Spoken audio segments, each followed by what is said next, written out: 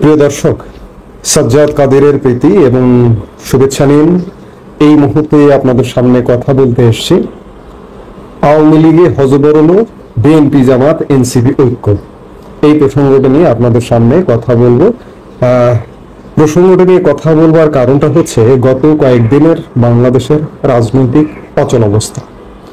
এই অচল অবস্থাটা শুরু হলো বিশেষ করে সরকারি অচল অবস্থা ডক্টর মোহাম্মদ ইউনূসের একটি পদত্যাগ নাটককে কেন্দ্র করে। ডক্টর মোহাম্মদ ইউনূসের পদত্যাগ নাটক করবার অনেকগুলো কারণ আছে। এর মধ্যে এই যে আওয়ামী বিরোধী যে একটা রাজনৈতিক শক্তি গত জুলাই আগস্ট থেকে গড়ে উঠেছে, এর মধ্যে সবচেয়ে বড় শক্তি হচ্ছে বিএনপি, জামাত, এনসিপি। তাদের মধ্যেও গত কদিন ধরে একটা ঐক্যের ফাটল দেখা দিয়েছে। তারা এক পক্ষ আর এক পক্ষের মধ্যে মুখোমুখি। ডক্টর ইউনূসের পদত্যাগ নাটক করবার এটিও একটি কারণ যে এই যে মুখোমুখি গোষ্ঠীগুলো, এই গোষ্ঠীগুলোর মধ্যে একটা ঐক্য প্রতিষ্ঠা করা, এই গোষ্ঠীগুলোকে একটা ভয় তৈরি করা, একটি ভয় দেখানো যে তোমরা যদি এক না থাকো তাহলে আওয়ামী লীগ কিন্তু ফিরে আসবে।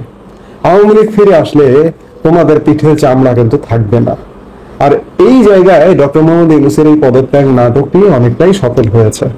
কারণ হচ্ছে এই নাটকের ফলে বিএনপি, জামাত এবং এনসিপি, যাদের গত কয়েকদিন ধরে, গত কয়েক মাস অন্তত পক্ষে একজন আরেকজনের সাথে মুখ দেখা দেখি বন্ধু, একজন আরেকজনের বিরুদ্ধে বিষোদ্গার, তারা এই পদত্যাগ নাটকের প্রেক্ষিতে এক জায়গায় পাশাপাশি বসেছে, একাধিকবার, অনেকবার বসেছে।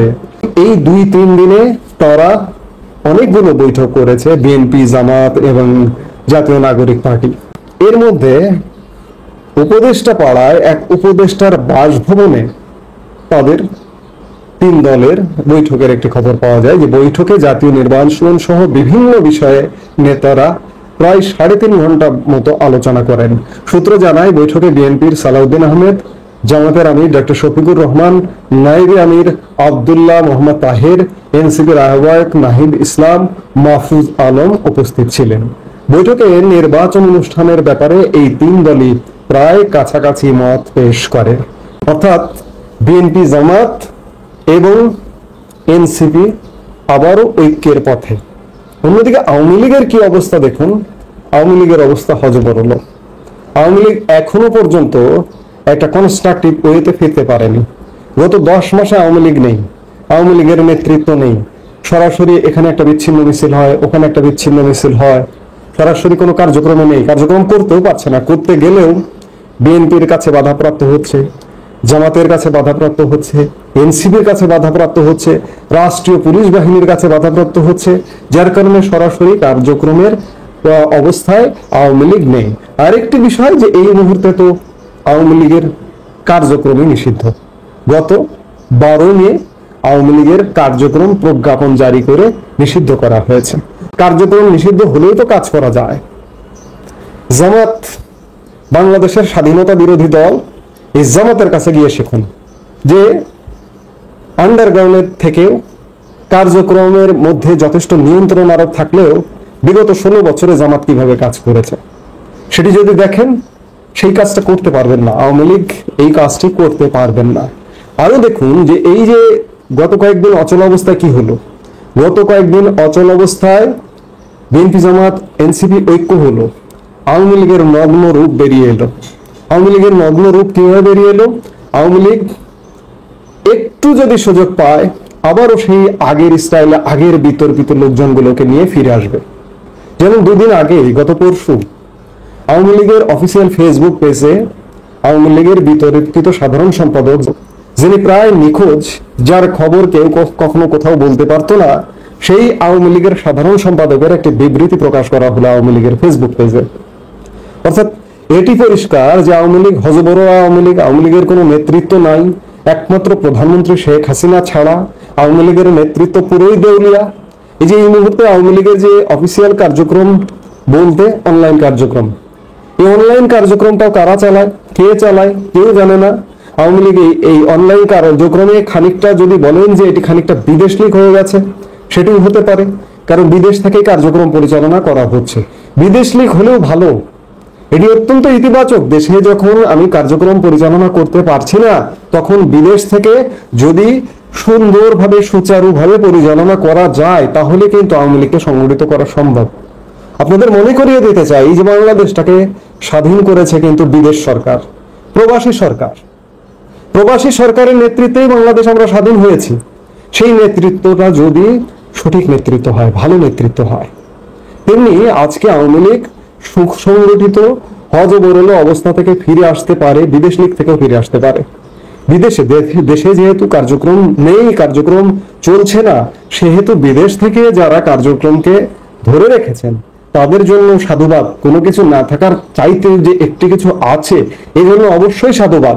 কিন্তু যারা এই কার্যক্রমগুলো করছেন তাদের আরো সুসংগঠিত সুপরিকল্পিত কার্যক্রম হতে হবে।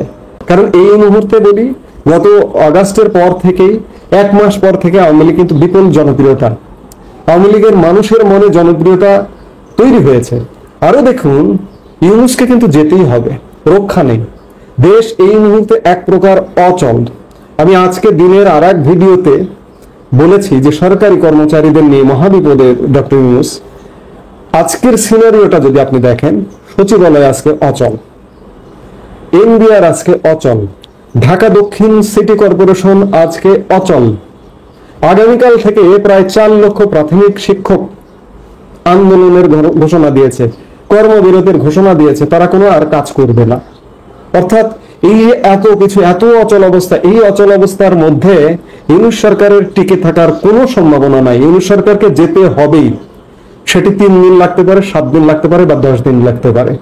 কিন্তু ইউনূস সরকার চলে গেল, চলে গিয়ে রাজনীতি করবার পরিবেশ তৈরি হলো। বিএনপি, জামাত, এনসিপি তো আওয়ামী লীগ আপনাকে স্পেস দেবে না, আপনাকে ছেড়ে দেবে না। আপনি রাজনীতিতে ফিরুন স্বাভাবিক, এটি কোনোভাবে তারা ছেড়ে দেবে না। আপনার জন্য কঠিন হবে পরিস্থিতি। আপনি কিভাবে ফিরবেন? এই কিভাবে? অবশ্যই ফেরা সম্ভব। দেশের মানুষের জনমত যদি আপনার সাথে থাকে, আপনার ফেরা সম্ভব। কিন্তু আপনি যদি আগের স্টাইলে ফিরতে চান, আগের যে বিতর্কিত নেতৃত্ব, কেন্দ্রীয় কমিটির প্রায় সব নেতৃত্ব বিতর্কিত, সব সংসদ সদস্য বিতর্কিত, তাদেরকে নিয়ে যদি আবার ফিরতে চান, ওবায়দুল কাদের যদি আবার বিবৃতি দেন, কিংবা ওবায়দুল কাদের মতো আরো যারা আছেন সেই বিতর্কিতরা যদি আবার বিবৃতি নিয়ে আসেন, বক্তব্য নিয়ে আসেন, কর্মসূচি নিয়ে আসেন, তাহলে কিন্তু আওয়ামী লীগ ভাই আর ফিরতে পারবে না। এই যে দেখুন, বিদেশ লীগ থেকে মাঝে মাঝে আমরা গত 10 মাসে কিছু কর্মসূচিও দেখলাম, অত্যন্ত বিতর্কিত কর্মসূচি। আওয়ামী লীগ গঠন হয়নি, আওয়ামী লীগ একটা জায়গায় আসেনি, বিদেশ লীগ থেকে আওয়ামী লীগের নানা রকম কর্মসূচি, এমনকি হরতালের কর্মসূচি পর্যন্ত দেওয়া হয়েছে। এগুলো নিজের একটু আত্ম উপলব্ধি করুন। আবার অনেকে মনে করতে পারেন যে ভাই আমি কে? আমি এই দেশের জনগণ, আওয়ামী লীগের দেশের জনগণের দল। আওয়ামী লীগ যারা করে না তারাও, তাদেরও দল আওয়ামী লীগ। আপনি মনে করতে পারেন আপনি 10 বছর 20 বছর আওয়ামী লীগ করেন, আপনি সবকিছু আওয়ামী লীগের মা বাবা। আওয়ামী লীগ কারো বাবার না, কারো মার না। আওয়ামী লীগ জনগণের মধ্য থেকে তৈরি হয়েছে। আওয়ামী লীগের জন্মটা কোথা থেকে কিভাবে হয়েছে সেটি যদি উপলব্ধি করেন, তাহলেই বুঝবেন যে আওয়ামী লীগ আসলে একটি জনগণের দল। এই হটকারী আওয়ামী লীগ কিন্তু এই যে দেশে অচল অবস্থা, দেশ এক প্রকার অচল, এই মুহূর্তে একদম অচল। সরকারি অফিসগুলো বন্ধ হয়ে যাওয়া শুরু হয়ে গেছে, আরো নানা জটিলতা তৈরি হচ্ছে। আগামী 3, 7, 10 দিনের মধ্যে, মধ্য জুনের মধ্যে, আমি সময় এটা বলছি যে সর্বোচ্চ মধ্য জুন, ইউনূস সাহেব আর ট্যাকেল করতে পারবেন না। যে কোনো ভাবে ডক্টর ইউনূস সরকারের বিদায় হতে হবে। কিন্তু বিদায় হলে কি আওয়ামী লীগ উৎফুল্ল উল্লসিত হয়ে গেল? আপনাকে বিএনপি কি আসতে দেবে? জামাত আসতে দেবে? এনসিপি আপনাকে আসতে দেবে? আসতে হলে সেইভাবে, সেই প্রস্তুতি নিয়ে, সেই নেতৃত্ব নিয়ে তাদের সাথে ফাইট করতে হবে। তাদের মধ্যে কিন্তু ঐক্য হয়ে যাবে। কিন্তু আপনার সাথে কে আছে? আপনার সাথে কেউ নাই। মনে করতে হবে যে আপনি একা, আপনার সংগ্রামটা আপনার একাই করতে হবে, সেইভাবে এগোতে হবে। নইলে আওয়ামী লীগের কিন্তু খুব সহসা ফেরা অনেক কঠিন হয়ে যাবে। এই মুহূর্তে এ পর্যন্তই। সবাই ভালো থাকুন, সুস্থ থাকুন।